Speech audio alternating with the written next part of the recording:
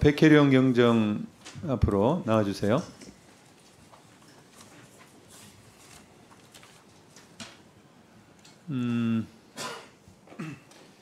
최초의 그 사건을 담당했던 남부검찰청 형사 6부 차장검사 허정, 부장검사 이준동, 담당검사 조혁 검사였습니다. 맞죠? 네, 김지훈 검사도 있었습니다. 김지훈 검사도 있었고, 최초에는 해당 사건에 대해서 굉장히 적극적으로 지원했다. 지난번 인사청문회 때 나와서 발언한 적이 있습니다. 맞죠? 맞습니다. 그래서 2023년 9월 13일, 14일, 9월 26일 압수수색 영장 요청에 발부가 다 18일, 27일 각각 발부가 됐고, 또 내용도 비행편의 승객 정보, 인천공항본부세관 2국 1관 근무자의 인적사항, 연락처, 사진자료 등이 다 포함되어 있었죠. 네, 그렇습니다. 그리고 심지어는 송치된 미결수 말레이시아인 2명에 대해서는 3일간 출정을 시켜서까지 현장 검증도 했죠. 그렇습니다. 검찰에서 출정시켜주는 것은 굉장히 이례적입니다. 네, 그렇죠. 그런데 10월 10일 날 그 문제의 그 브리핑이 있었던 날입니다. 브리핑 직후에 남부검찰청 형사 6부의 조혁 검사로 추정이 되는데 대검에서 엄청 깨졌다라고 전화를 했다고 했는데 맞습니까? 조혁 검사와 김지훈 검사 번갈아서 전화를 했다고 합니다. 제가 그분들하고 직접 통화하신 건 아니고? 네, 그분들하고 통화한 적은 없습니다. 그러면 직원들이 직원들이 이렇게 전해줬다 그런 얘기입니까? 네, 굉장히 당황하고 엄청 깨졌다. 엄청 깨졌다. 이런 식으로 얘기를 하셨다. 예, 그 얘기, 그 사실에 대한 얘기 말고는 왜 깨졌다 뭐 그런 얘기는 없었습니까? 세관 수사에 협조했다는 이유로 깨졌다고 저는 그렇게 이해를 했습니다.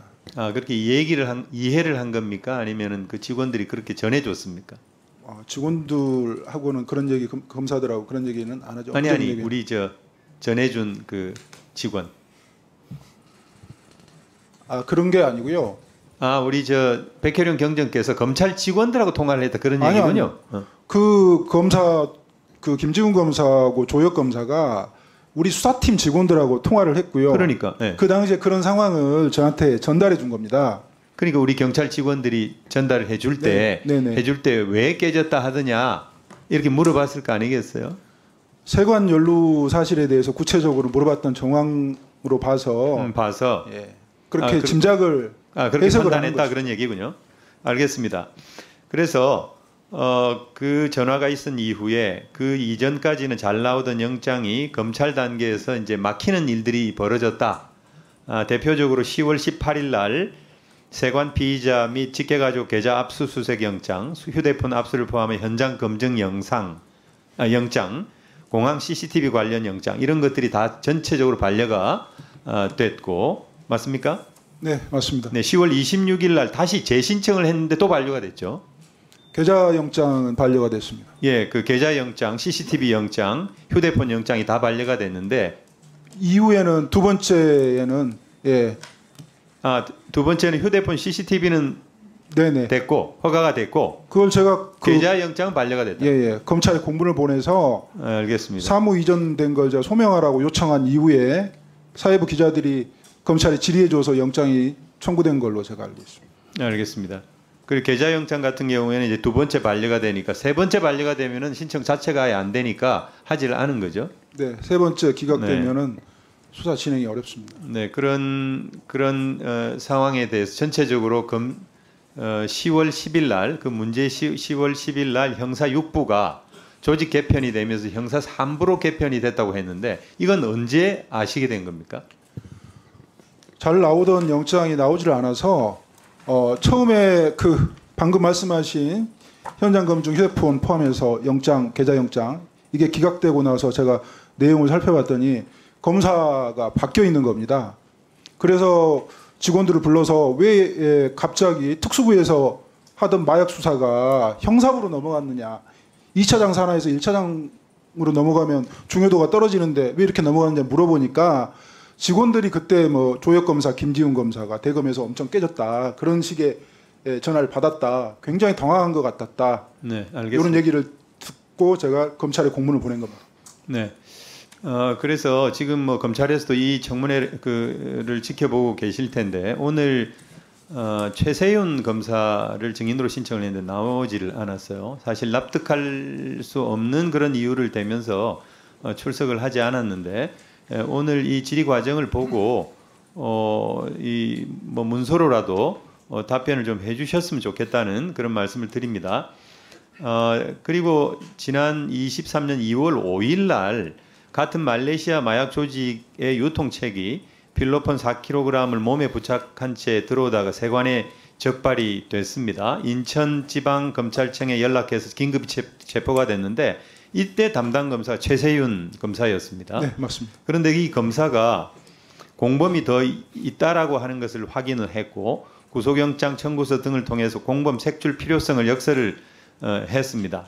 이제 그런 과정에서 인천공항세관 마약조사 1과는 각종 정보를 분석을 해서 2월 20일 날 마약 운반책 12명을 특정한 보고서를 인천지검에 제출을 하게 됩니다. 제목은 말레이시아발 마약 운반 우범 여행자 정보 분석 보고인데 이 분석 보고서를 통해서 2월 27일 날 김해공항으로 들어오던 유통책 3명을 현장에서 검거를 했습니다. 그런데 문제 1월 27일 날 일당 6명이 입국하는 상황까지 이미 그 CCTV나 이런 걸 다 분석을 해서 보고서를 썼을 거예요. 그렇게 그런 상황에서 유통책 3명을 2월 27일 날 또 검거를 했는데 이 담당 검사 최세윤 검사가 4월 12일 날 우리 그 백경정 수사팀이 압수수색 영장 추가 신청을 했는데 반려를 합니다.